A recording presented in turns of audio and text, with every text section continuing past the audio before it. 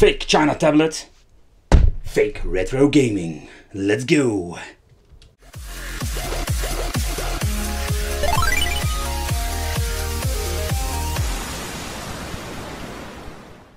Welcome to the Wicked Gamer and Collector. Welcome back to the YouTube channel. In today's video we are going to take a close look at this fake Carbita tablet.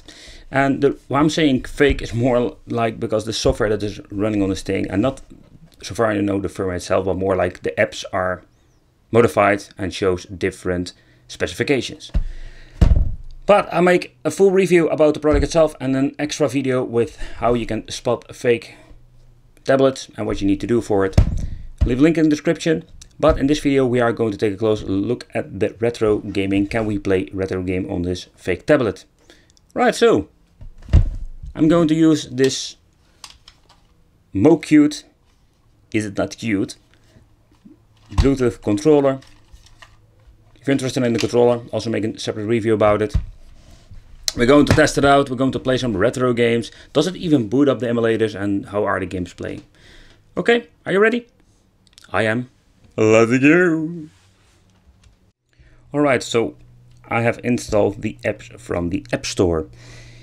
And I already noticed something when trying to play games on the Mega Drive, Neo and NES. Booting up, that's not a problem. While we're loading a game, this happens. Every time I'm going to get this warning that the app has stopped. Little bit of a bummer. Maybe in the future they can fix this, but that's something we need to find out. But nevertheless, so we're not going to try Mega Drive and Neo on this. It's by the way a great app, but it doesn't work on this fake stupid tablet. So it's really a shame. I just wanted to test out some old systems. This is going to be a very extended video if I only testing out these 7 systems, but it is a shame because this one doesn't work, this one doesn't work, this one does, and the same goes for this one. So in this video we are going to test out the PSP, PlayStation 1, Game Boy Advance and Super NES. Stay tuned. Okay, so let's try out some Game Boy Advance games. Pretty cool to play this on a 10-inch tablet. Oh, D-pad and the analog stick is recognized. The D-pad on this thing is pretty horrible on this cute controller.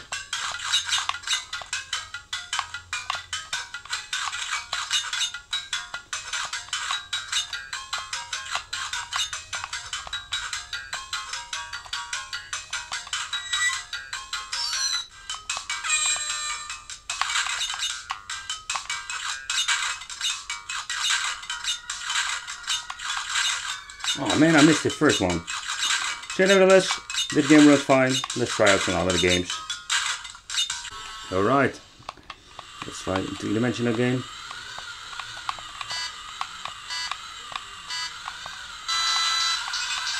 Whoa.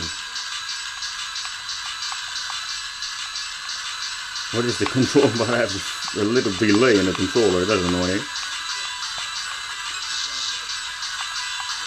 Alright.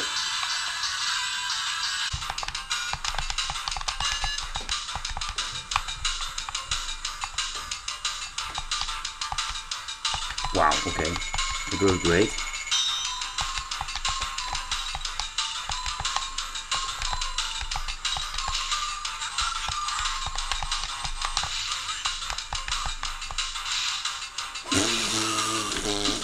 That is wicked. Alright, let's try some new games. Let's try Super Nintendo.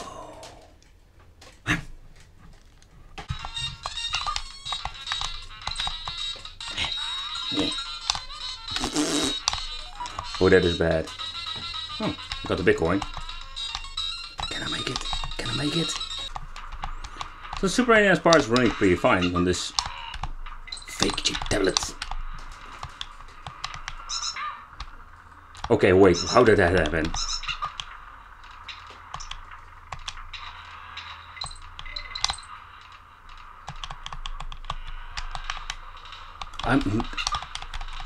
Oh.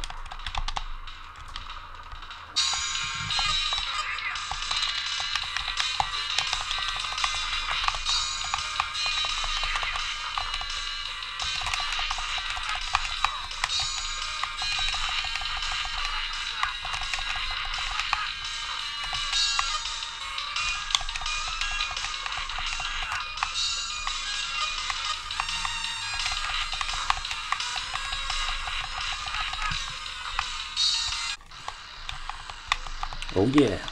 It seems that if the game is working.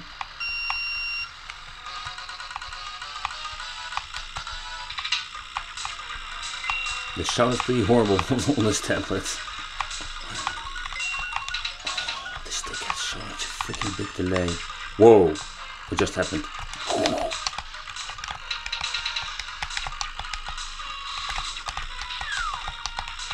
Oh, this is unplayable. This is really unplayable with this joystick. Is this a controller problem or whatever? Okay, so here on the laptop you can see the frame rate and it's pretty damn good. Alright, so I'm going to do an attempt of recording. The screen itself is very reflecting, so it's pretty hard to record over here. But what you can see, the frame rate is stable 60 frames, 59, 60. So this game is running just fine. The sound of the tablet is pretty damn horrible, but it's really fun to play these old games on your old fake Chinese tablet.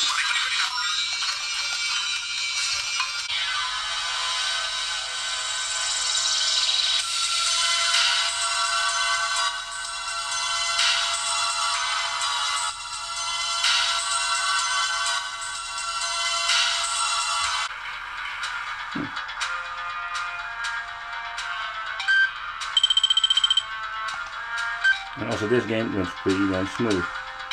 I can already see here that it's working fine. Because I tried a lot of Chinese systems and most of these emulators or let's say products have problem with this game. Because it's very demanding.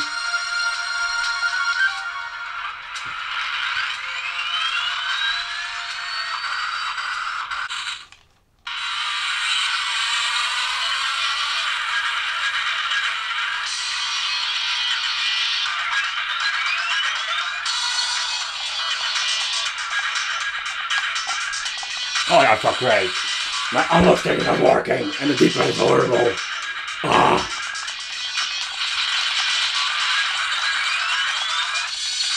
Okay, this is really unplayable with this controller, but nevertheless, okay, you get the point.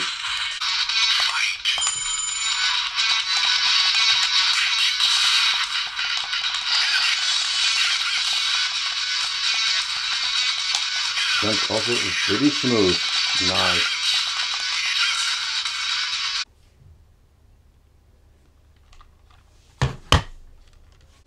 Okay, so I wanted to do PSP on this.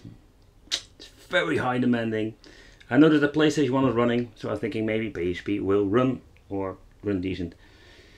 Here at the top, I don't know if you can see it, it's running around 50 frames at the moment, but I already got a message that it's going to run like crap, or the sound is going to sound like crap because it's having some problems.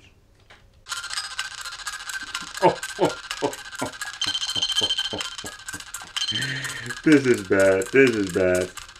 Okay, so it's running 28 frames, so that's pretty damn horrible. But the fun fact is, if I'm pressing the button, it's going to optimize it or doing something at the background. And as you can see, the music is working just fine, but it's running at 7 frames. I can just go to the menus and let's say everything, shut everything off like extra effects, etc, but it doesn't help at all. It's missing out the power to run PSP. Alright people, for the final conclusion about this fake Chinese tablet. I'm still saying fake because this version has some weird modified apps on it and showing not the correct information. It's a 60 GB storage, it has an octa-core. It's pretty old specs, it's not even full HD, pretty basic tablet, but as you can see, if the apps are working, you can just play some old retro games on it. So pretty cool, don't you think? Let me know what you think of this. Well, thank you for watching. Don't forget to subscribe to the channel and hit the little bell. And if you're into gaming, don't forget to check out the Wicked Gaming channel. See you next time. Bye bye.